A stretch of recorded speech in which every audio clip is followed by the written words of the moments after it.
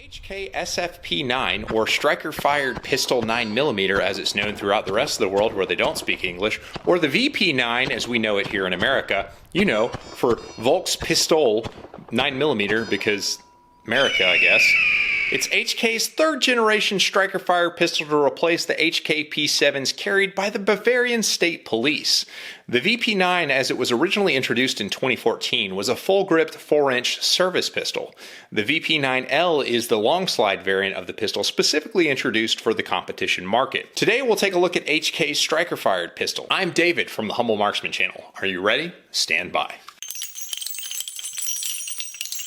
So the original VP9 was a 15-round striker-fired pistol that was iron-sighted, and the VP9L is the 5-inch version of the same pistol, now with 17-round mags. And right about now you're like, hey, wasn't his collar messed up in that other video too?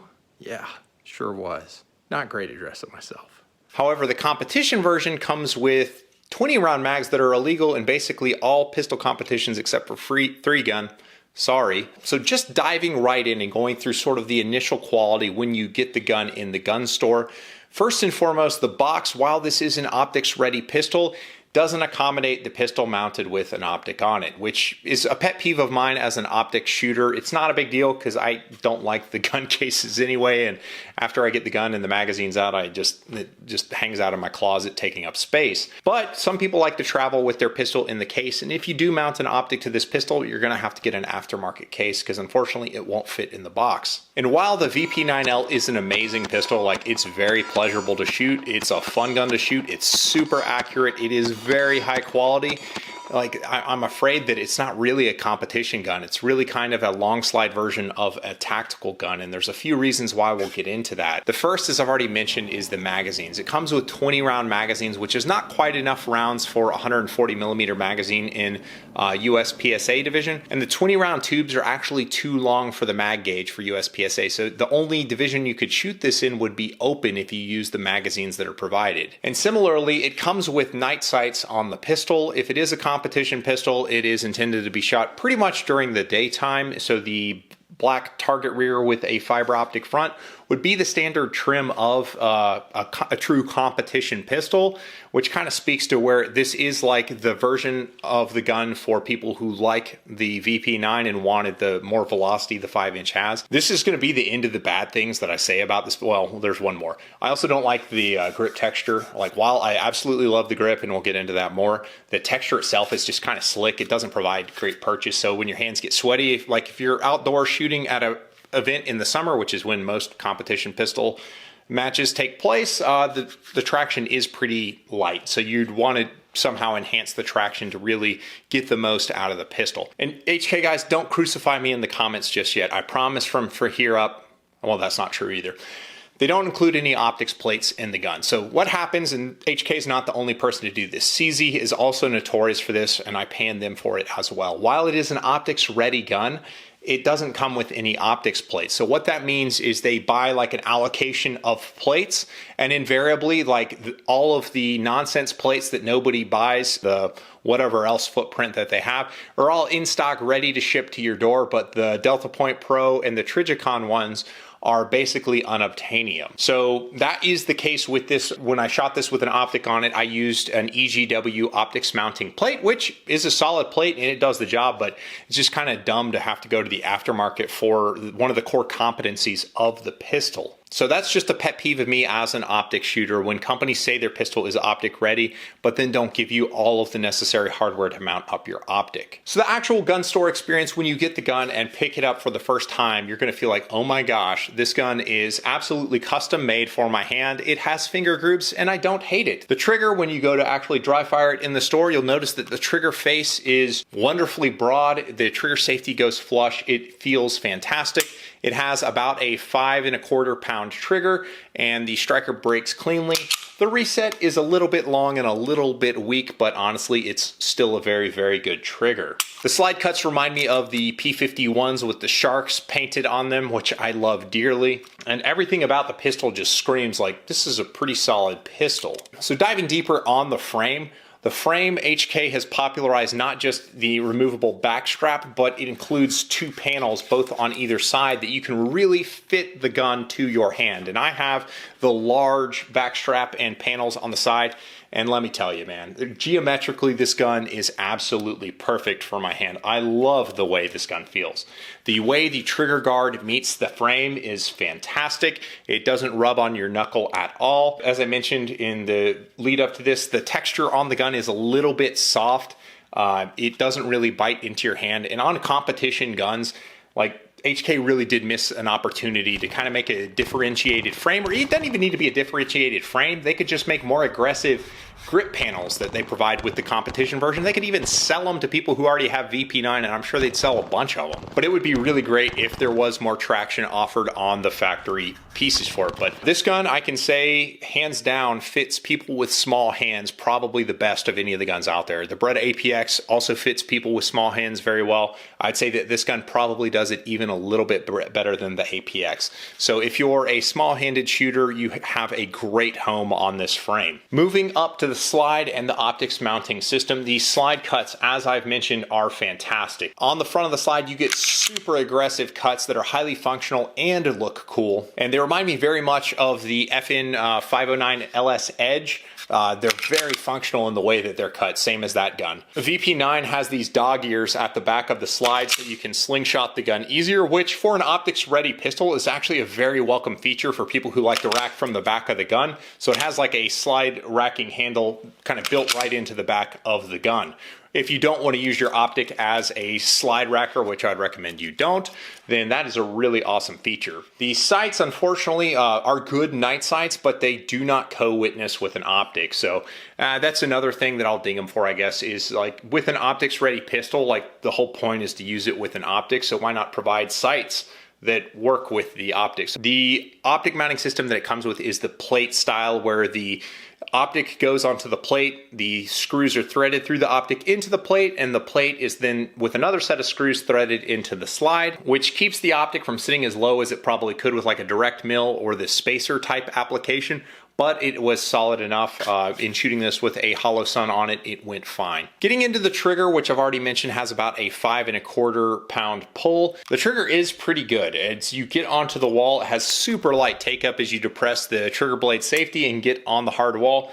And then there is just very minimal creep before a very clean release and a little bit of over travel.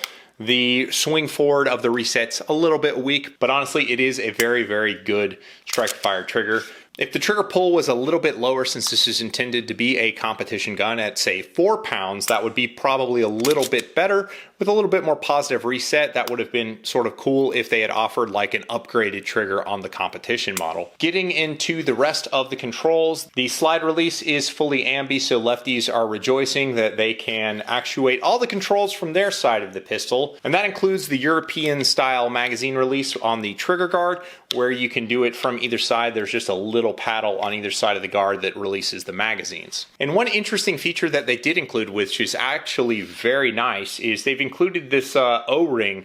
They have a slot kind of milled into the barrel all the way around, that a green O-ring, and they provide extra O-rings for when this one eventually fails due to heat, that you can replace it. It's supposed to improve the lockup. And to that point, when I took this thing shooting, it printed very, very small groups. Like, this is a super accurate gun, and because of the amazing ergonomics and the amazing ergos of the trigger, it's very easy to pull the trigger straight to the rear. Like, non-shooters will be able to print small groups out of this gun. Because the slide is a 5-inch, which for an optics ready gun, you don't really need a 5-inch gun, but it does make the slide heavier, and a heavier slide makes the recoil impulse a little bit lighter, which sounds counterintuitive, but if you shoot a lot of guns, pull a lot of triggers, lightened slides on uncompensated pistols actually increase the perception of recoil, not decrease. I've done other videos on it, but just take my word. So shooting this gun, because of its super tuned up ergonomics, it absolutely comes back to zero like a champion. It's very easy to shoot fast. It doesn't have that much muzzle flip. It is very well situated, and it makes sense as a competition gun and how it behaves in recoil. So I can give it high marks in how the gun shoots. The accuracy it provides is exceptional. But then you have to find a holster for this gun to live in, and that's where it starts to get a little bit more dreary as we get to the aftermarket. As we've mentioned, The magazines that are provided with the gun are illegal in USPSA competition. You will get bumped to open class if you show up to a match and try and use the 20-round magazines the gun comes with. So as a USPSA match director, please don't show up to the match with the 20-round mags this comes with, because you're going to get bumped to open by some know-it-all RO, and that's not going to be fun for him. It's not going to be fun for you. You're going to have to buy new magazines, and that's where it starts to get kind of bad. Is the magazine replacement cost on these guns is very, very high, like $50 to $60. The magazines, though, are super high quality. They're coated with I don't know what, but it feels like an anti-friction coating. It's super slick. The steel that they use on the magazines is very thick. It feels thicker than some of the other magazines that I've messed with. It's got witness holes from the 4th round all the way down, so it is a very cool magazine. It just can't use it in competition. As far as holsters are concerned, I think the old VP9 holsters that are open bottom will likely accommodate this, and since you don't have co-witness sights, the front sight isn't going to hang up at the bottom of the holster. So if the holster stops right here, it'll probably still work great with this one, although I know that some holster makers are making longer bodied holsters for the longer slided gun. Since all of the other gear that is used for a competition pistol is pretty much universal, the world is still your oyster with the HK, you've got no problem there. If you were to try and conceal this gun, it'd probably be exactly like the VP9. If you're like an appendix carrier, you're probably not even going to notice the muzzle being a little bit longer. And I'd love to tell you more, but first we have to talk about the sacred relationship between I, the content creator, and you, the subscriber. I make world-class firearms content, and you watch this content, and you reflect on your love of the WCW and WWE. You remember how awesome Sting was, so you get your career going, so you can come down from the rafters with your body paint on, but you're going to paint your face with my logo on it, so all of the people across the nation can know of the good work we do here on this channel.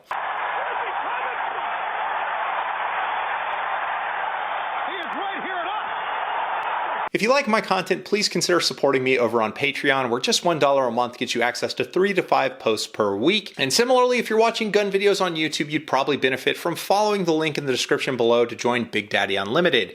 It is a buyer's club for Second Amendment type stuff. So if you like watching gun videos, there's a good chance you'll like the prices that a Big Daddy Unlimited membership gets you. So bringing it all home with the VP9L. I really like the pistol as like a general interest pistol. Like as a plinking gun, it's fantastic. The gun sells for like $1,000 to $1,100, which is on the kind of the higher end of what is acceptable to pay for an optics ready sort of premium featured gun.